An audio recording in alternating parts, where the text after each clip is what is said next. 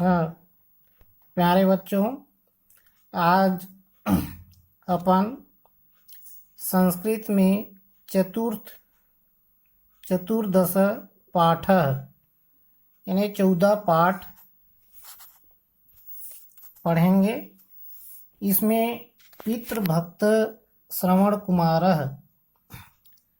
पितृभक्त माने पिता और माता के प्रति भक्ति का भाव कैसे हमें रखना चाहिए, वह जो है हमें इस पाठ चतुर्थ दशा पाठा के अंतर्गत बताया गया है।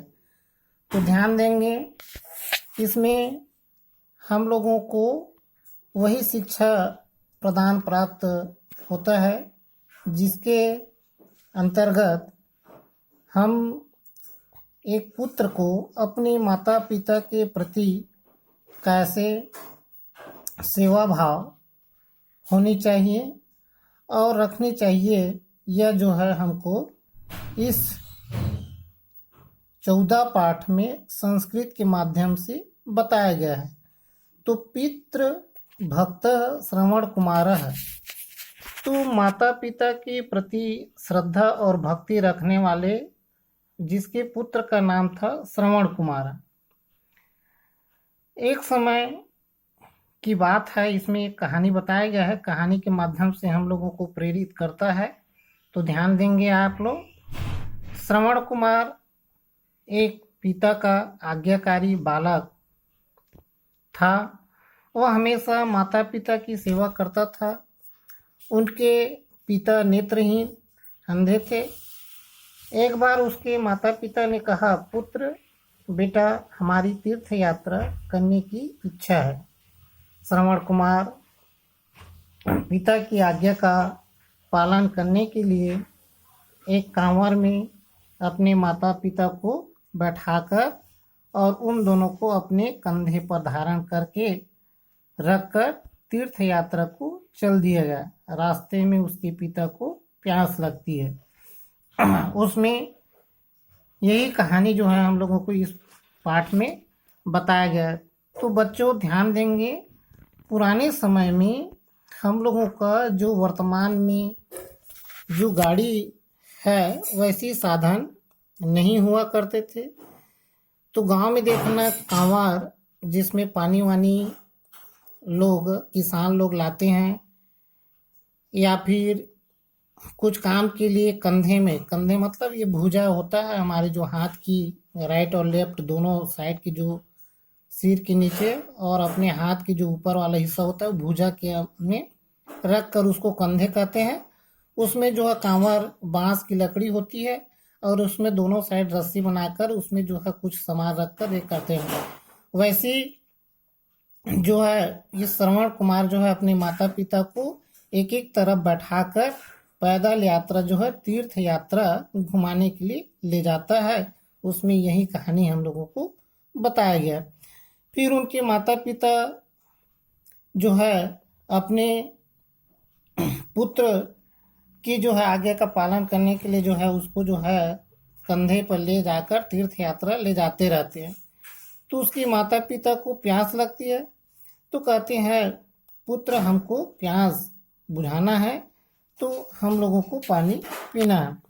तो श्रवण कुमार ने अपने माता पिता को एक वृक्ष के छायादार जो रहता है उसके नीचे बैठाकर सरयू नदी के पास वह जो है पानी लाने के लिए चला जाता है।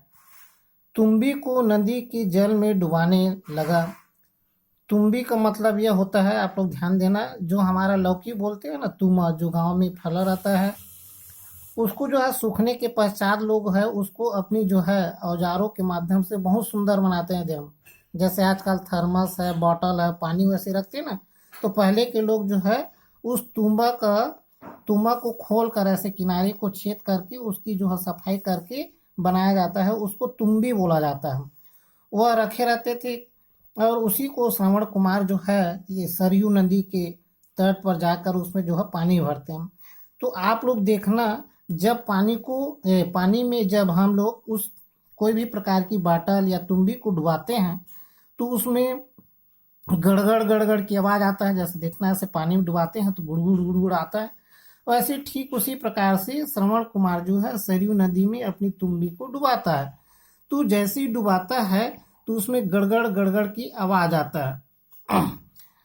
राजा दशरथ वह आवाज सुनी और वो सोचने लगे कि अवश्य ही कोई हाथी का बच्चा जल पी रहा है, और उन्होंने शब्द वेदी बाण चला दिया।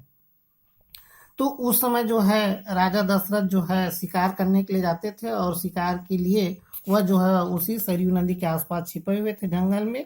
और श्रवण कुमार जैसी अपनी तुम्बी को डुबाया तो गड़गड़ की आवाज सुनाई दिया। तो उन्होंने यह सोचा कि कोई हाथी का बच्चा पानी पी रहा है, तो आवाज सुनाई दे रहा। शब्द वेदी बाण बाण का मतलब होता है शब्दों के आवाजों के आधार पर चलाना।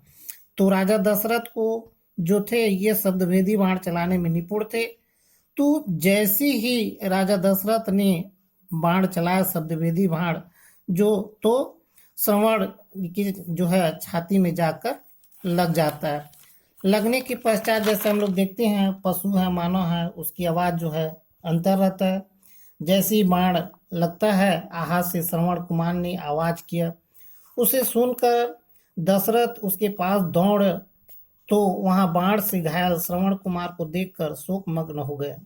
मतलब राजा दशरथ जो है दुखी हो जाता है। बाण से घायल श्रवण कुमार ने दशरथ से कहा, मेरे अंधे माता पिता प्यासे वृक्ष के नीचे बैठे हैं, तुम जल्दी जाकर उन्हें जल पिला दो। ऐसा कहकर उसने प्राण त्याग दिए। शोकाकुल दशरथ जल तुम्बिका, शोक से दुखी राजा दशरथ जो है उस तुम्बी में जल लेकर उनकी माता पिता के पास आते हैं, और तुम्बी में जल लेकर श्रवण कुमार के माता पिता के पास गए। तो उन्होंने पूछा, बेटा देर कैसे हुई, इस व्यास से पीड़ित है, तुम उत्तर दो। तो दशरथ ने सभी घटना विस्तार से बताई। यह सुनकर दोनों वृद्धों ने उसे शाप दिया। शाप मतलब श्राप, जिससे जिस तरह हम पुत्र के वियोग में तड़प कर प्राण छोड़ रहे हैं, उसी तरह तू भी पुत्र के वियोग में प्राण छोड़ेगा और विलाप करेगा। ऐसा करते हुए मृत्यु प्राप्त दोनों माता पिता उसके अंधे जो है स्वर्गवास हो गए। इस प्रकार राजा दशरथ बहुत उदास हो गए। उन्होंने श्रवण कुमार के साथ उसके माता पिता का भी अग्नि संस्कार किया और लौट गए। तो प्यारे बच्चों, इस पाठ में हम लोगों को जो है एक कहानी के माध्यम से, जिसका नाम है श्रवण कुमार, और उसके माता पिता के प्रति, अपने माता पिता के प्रति जो है एक मातृ और पितृभक्ति जो है, यह जो कहानी जो है इसके माध्यम से हम लोगों को इस पाठ में बताया गया है कैसे हमको अपनी माता पिता की सेवा भाव करनी चाहिए और आज्ञा का पालन करना चाहिए।